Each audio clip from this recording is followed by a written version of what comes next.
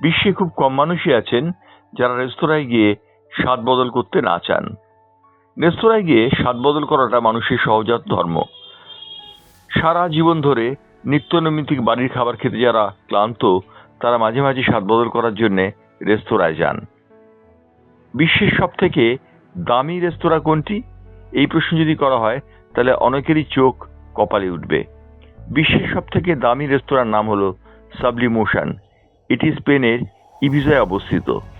বলা হয়ে থাকে যে একজনের খাওয়ার খরচ এই রেস্তোরাঁয় প্রায় $1900। সাবলিমোশন ছাড়াও যে রেস্তোরাঁটি নাম করেছে তার নামটি হলো আল্ট্রাভায়োলেট। এই আল্ট্রাভায়োলেটের মালিক একজন শেফ এবং তিনি আপত্তি তুলেছেন সাবলিমোশন নিয়ে।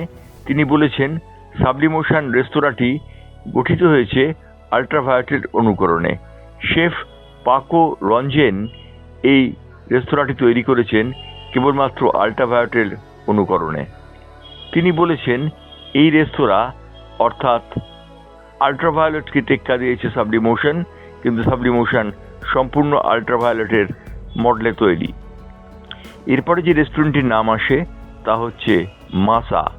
মাসাতে এক ব্যক্তির খাওয়ার খরচ $1210।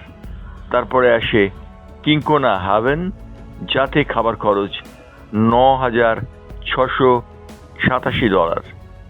গাই সাভয় এরপরে একটি রেস্টুরেন্টের নাম আছে, যে রেস্টুরেন্টটি বিশ্বের অন্যতম দামি রেস্টুরেন্ট বলে খ্যাত হয়।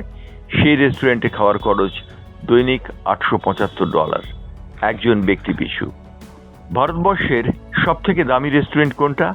এই প্রশ্ন করা হলে অবশ্যই অনেকেই চোখ কপালে তুলবেন, কারণ ভারতবর্ষের দামি রেস্টুরেন্ট বলতে যেগুলি বোঝায় সেগুলির মধ্যে সব থেকে বেশি দামি হচ্ছে মুম্বাইয়ের ওশান রেস্টুরেন্টটি। ওশান রেস্টুরেন্টে একজন মানুষের খাওয়ার খরচ প্রায় $1.5 লক্ষ। $1.5 লক্ষ ব্যয় তিনি অবশ্য পাবেন রেড কার্পেট অভ্যর্থনা, পাবেন একটি লাল গোলাপ এবং শ্যাম্পেনের একটি বোতল।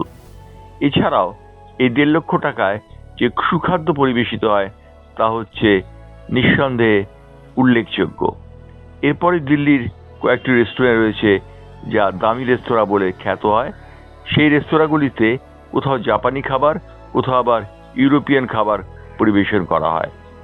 আসলে সব থেকে দামি রেস্তোরাঁ হচ্ছে মুম্বাইয়ের দ্য ওশান।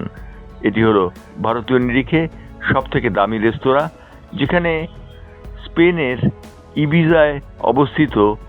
সাবলিমোশনে একজনের খাওয়ার খরচ $1900, সেখানে ভারতবর্ষে $1.5 লক্ষ পাওয়া যাচ্ছে মহার্ঘ খাওয়া। অতএব বলা যেতে পারে যে সাবলিমোশনের থেকে অনেক পিছিয়ে আছে ভারতবর্ষ। ব্যুরো রিপোর্ট, বাংলার পালস টিভি।